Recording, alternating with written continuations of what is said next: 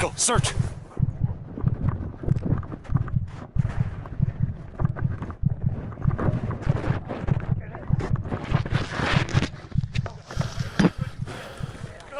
Buddy, what'd you get? Get me out of here, Moose. Get him out of here, Moose. Get me out of here, Moose. Get him out of here, Moose.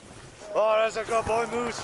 That's a good boy, Moose. I think when we did his first live burial with a person buried in the snow was the moment when I said, he's gonna make it. This dog, he's gonna be a good avalanche dog. He killed it. It was not hard for him at all. He made it look very easy.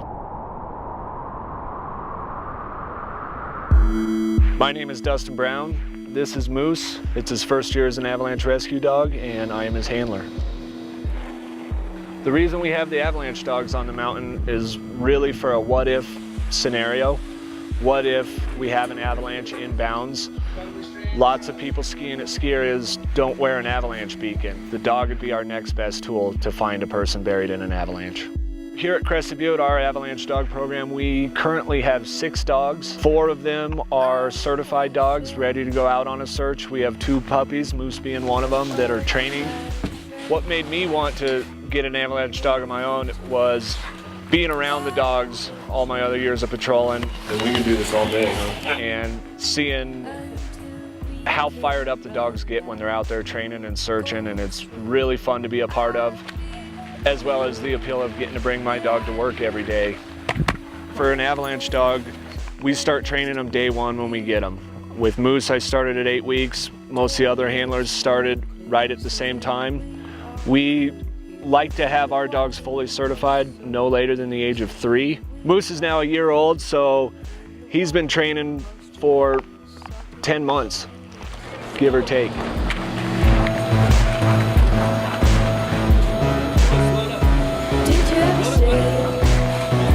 They come to work, they ride the lift up with us, they go to our morning meeting, and hopefully for each individual dog, they get some training in during the day. Training for each individual dog can vary depending on what the handler thinks the dog needs to work on. Lots of times for the puppies, we're doing very simple hide and go seek kind of games, handler running away. For the more experienced dogs, we're doing much harder searches where we're burying a sweater that one of us wore for a day and making the dog find that small thing with much less scent than an actual person being buried in the snow. For the live burial exercise with training these dogs, there's 2 ways we can do it. One, the old, more time-consuming way is we go out into actual avalanche debris and hand dig a hole big enough for a person to get into and bury them, and we take the dogs out and let them search, find that person and dig them up. Their reward is the big person, and they get to play with that person when they find them. We have other ways that we use that are less time-consuming, where snow cats help us make big piles of snow. Moose sees me coming and I open the door to that crate. His first thought is, we're going to do something fun. And you let him out of the crate, depending on how long he's been in there. First thing is a big stretch to get ready for running around. But as we're heading towards that door, you can see the excitement in his eyes, the tail's wagging, and he knows whether it's just going out for a run or we're going out to do a search, that we're going to do something that's fun.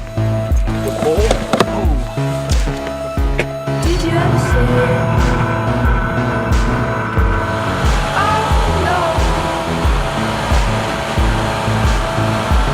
Moose and I go backcountry skiing or cross-country skiing on our days off a lot, and sometimes I think he might almost like that more than coming to work. You want to go skiing? You want to go skiing, Moose? Huh? You want to go skiing? He kind of has free reign just to run and roll in the snow and do what he wants. Where at work, he has a job to do. He's kind of got to be obedient and stay under control. So he's kind of like you know. Yeah, exactly. You're on the clock. When Moose gets out on the snow, he just really seems to come to life, depending on if we're out in the backcountry at work.